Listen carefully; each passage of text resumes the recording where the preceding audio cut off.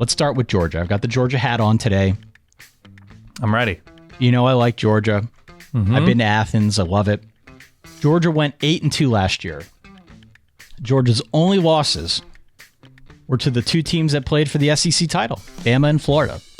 Now, looking back at 2020, the early part of the season was marked by this quarterback question, conundrum, dilemma that we had about Stetson Bennett and whether or not he was a legitimate QB1.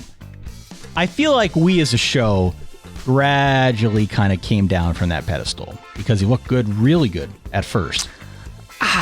He looked good at first. I think we were respectful, but had our doubts pretty early on. Fair.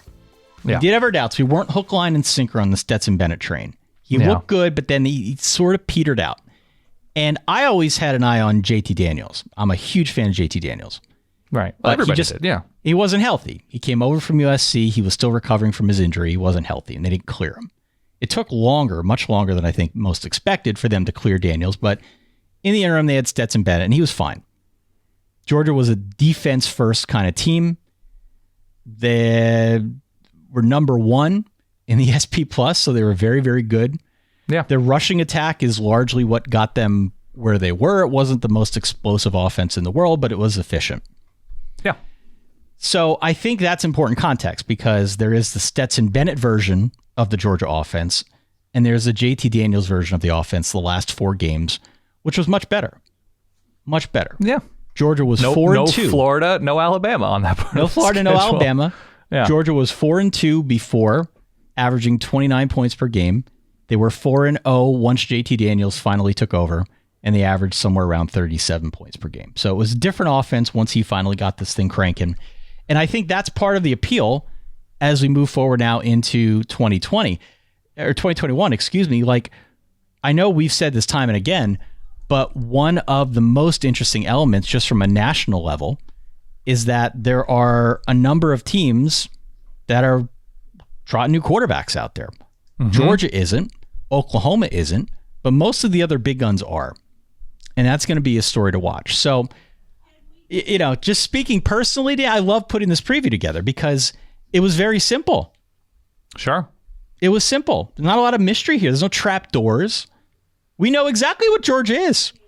And so that made this easy. I think so. Georgia's the odds-on favorite to win the SEC.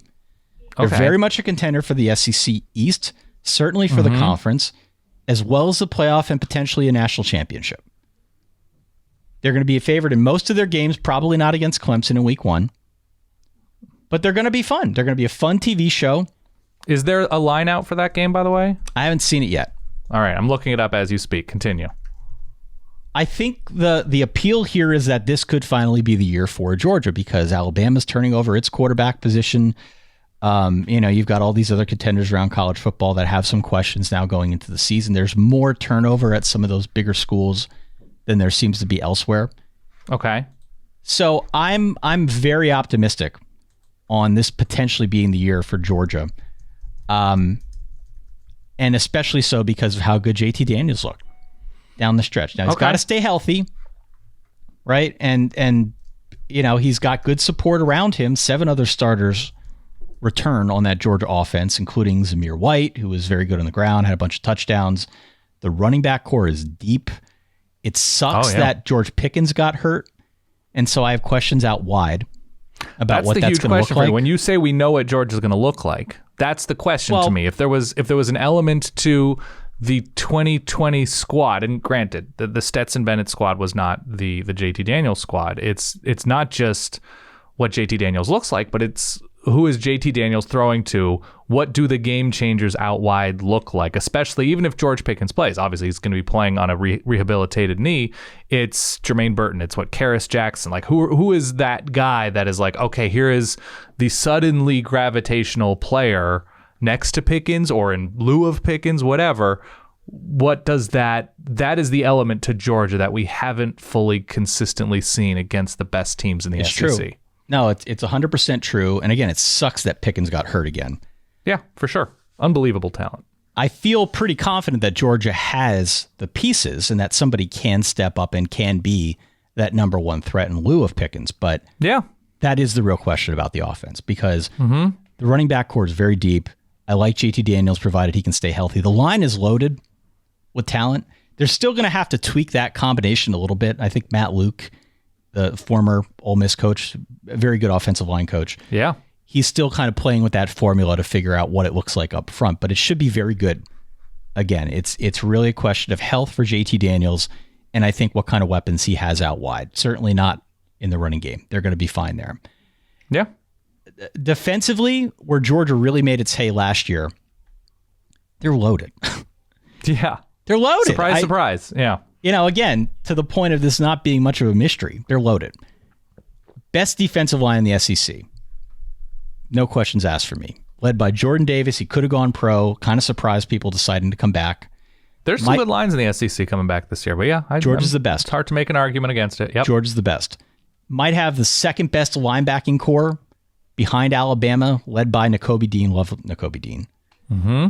Secondary is still very good, but it is a question mark of the defense. They gotta like congeal here and figure it out very quickly. Going up against DJ Uiagalelei, sure, who can throw the ball vertically in week 1. Mm-hmm. Look, if they can hang with Clemson, if they can beat Clemson, I think Georgia's home free. There's just not a lot of offense. There's not a lot of offense that scares me on this schedule. And even Florida's got a lot of turnover. We'll talk about them next if you want.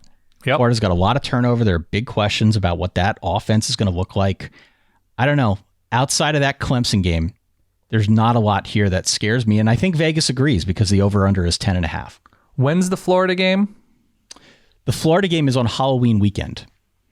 Okay, so if Emory Jones and whatever the Florida offense is going to succeed this year, it will be operating by then, if it is successful, because they're obviously, Kadarius Toney, Kyle Pitts, Trevon Grimes, a lot of new pieces on that offense just in terms of pieces. But that is, that is time for Florida to figure things out. Yeah, there's time, but this, I would say, just on the whole, this, and I jotted this down. The schedule gives me serious Clemson vibes. That it's not just because Clemson's on the schedule. It's just that there's really like one big game. Mm-hmm. And then after that, it's very manageable. They get Arkansas and a road tilt against Auburn from the West. Do any of those scare you? They don't scare me. The only other landmine is that Florida game. And given Florida's turnover, maybe they'll have it cranked up by then. But Florida's got more questions than just offense. The defense wasn't particularly great a year ago either. So I don't know. Georgia's the team that I feel most confident in on that side of the SEC. Well, there's also another question, by the way. Anytime you start JT Daniels, it's who's behind JT Daniels? Because that's an issue. That is an issue. The dude got hurt early on in both not early, but he has had injury issues. So what is it? Is it Carson Beck? Is it Brock Vandegrift? Like, who is expected, if called upon, to come in? We haven't had fall camp yet, so who knows? We don't know yet. We don't know yet. That's a big thing to watch out for. And then Vandegrift, I believe, was their 5-star, and so Stetson Bennett is still there. And Stetson Bennett's still there.